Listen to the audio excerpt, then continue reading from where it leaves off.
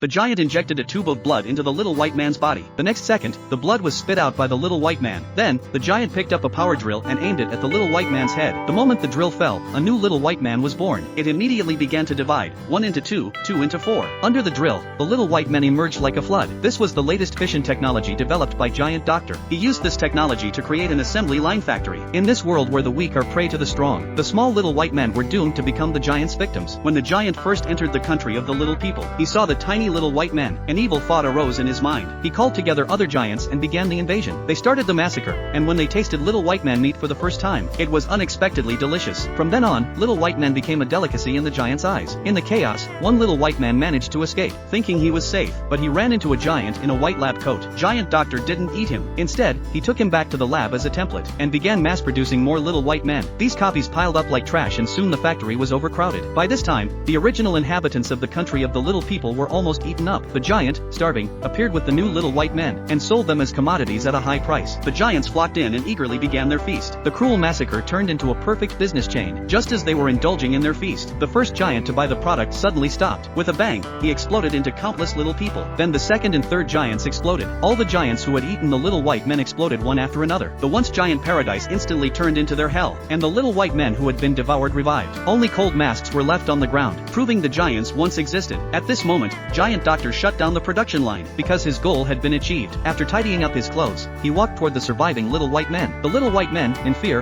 covered their eyes. To their surprise, the doctor smiled, and reached out to remove the headgear. Under the mask, there were more little white men just like them.